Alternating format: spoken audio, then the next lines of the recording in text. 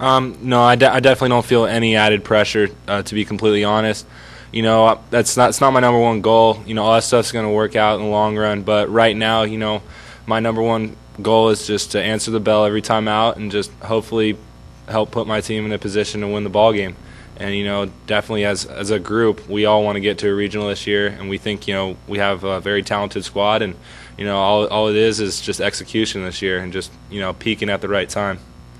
Tony, do you think he should be feeling an extra burden with all the hype that's surrounded him coming into this season? I think coaching him in any way to handle that? I think most people would. I think in Stephen's case, he's a unique person. He's a freak. Doesn't happen very often where you get a guy with his kind of ability, with his kind of mindset too. You know, I talk all the time to our guys about, you know, what it takes to play at the big league level and the things that you have to do and the way you go about your business. And, you know, for a college junior to have that kind of head on his shoulders already, I think speaks volumes to, you know what type of person he is, how he was raised, you know, how he prepares every day. You know, he pitches on Friday night, but, you know, Saturday morning when I get to the park to get ready for Saturday's game, he's already here working, you know, and that's the kind of mindset you have to have. You know, it's difficult to block all this stuff out. It's, you know, the baseball, the attention, the Strasburg plan, you know, all those things. It's tough to kind of block it out and focus in on what your job is to do. But he's been able to do that thus far. And, you know, to be honest, I expect the same kind of thing that he's done before. You know, he was a closer as a freshman. He moved into the rotation last year. And this year, with all the attention that he's getting, really hadn't phased him. He's still working hard. He's still doing the things that he's always done. I think he understands that. So he still has some things he has to learn, but you have to be impressed with the way that he's gone about his business.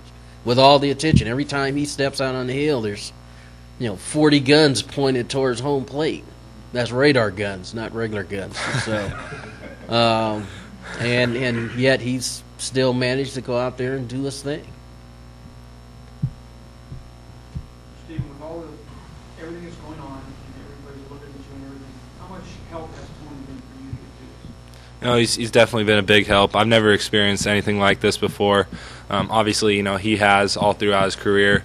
So, I mean, you know, it's just great just to listen to what he has to say, just how to deal with certain things. Because obviously, you know, it is going to try and put a little bit of pressure on you. But as long as you're, you know, team oriented, which, you know, I strongly believe I am, you know, everything is going to work out, and you got to have your priorities straight. And, you know, like I said, it's not about, you know, statistics, you know, whatever happens with the draft. It's, you know, it's about this program and hopefully getting the program to the next level. Stephen, with being such a possible high pick, do you take out an insurance policy on yourself? No.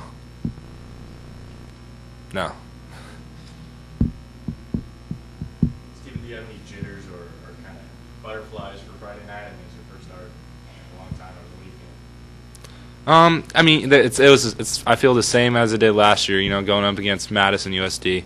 You know, it's a good kind of jitters. It's, you know, exciting. You know, everything, and, you know, I'm really excited just to see, you know, if all of our hard work is going to pay off and if we're really going to do things right, and, you know, the way we've been doing so far.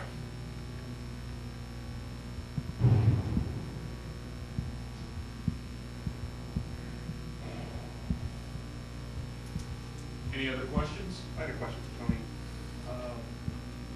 Do you have any comments about what's going on in baseball with regards to steroids? I'm a college coach, man. I don't get involved. No.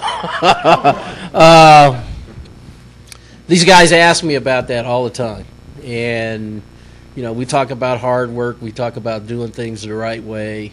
I think a lot of people were surprised that A-Rod's name came up, Alex Rodriguez's name came up. But, you know, I always look at it like, you know, Major League Baseball has a plan, has a drug testing plan, and in the long run, this is all going to work out. And it's, I think, for the good of the game that, you know, it's unfortunate for these guys whose names keep coming out, but for the good of the game, I think in the long run, that's going to be a good thing.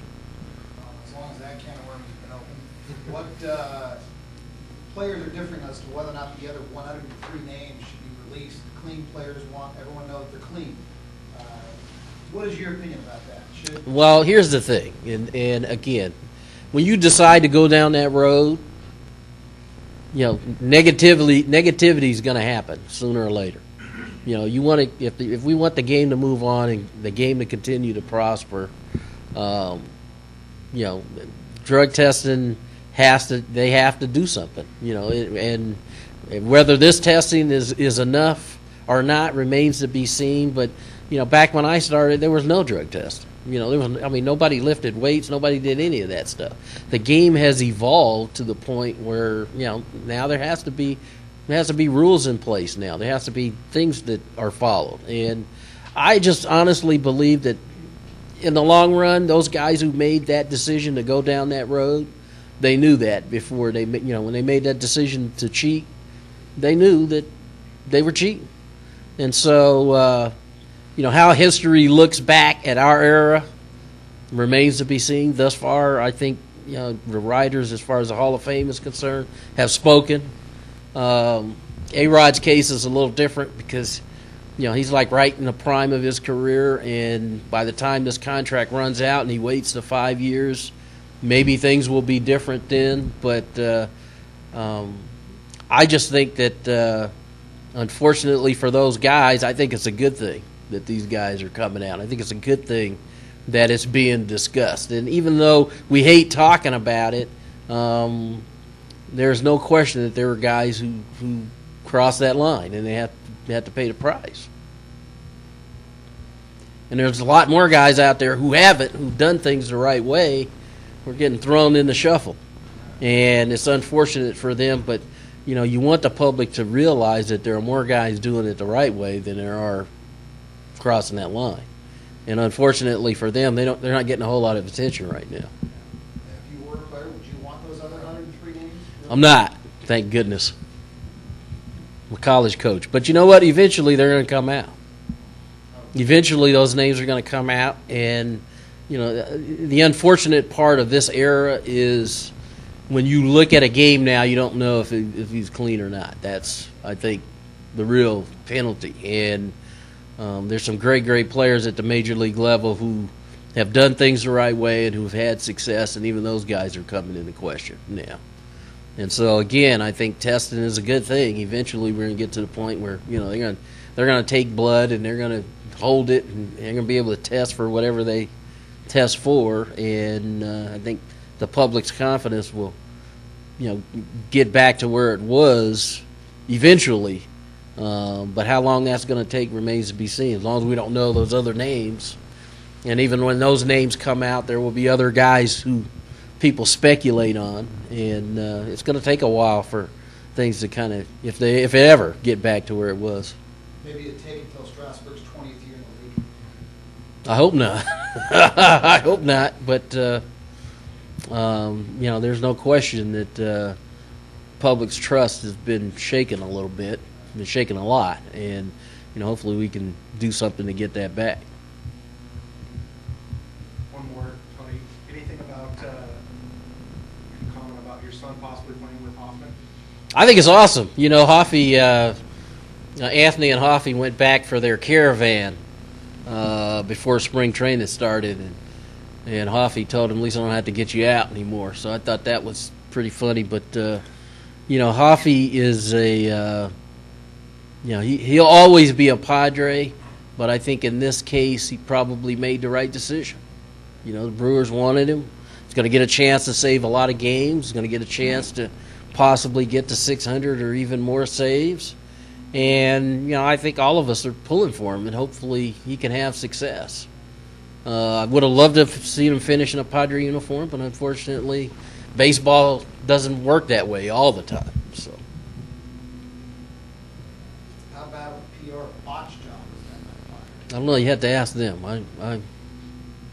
You're always trying to drag me under the mud there, Sir Howard. And, you know, they had a budget, and they had to stick to it. You know, I think not being able to trade Peavy probably affected whether they could have signed Hoffy, I think. But it is what it is. You know, Padres have some good young players coming, and hopefully they'll have some success.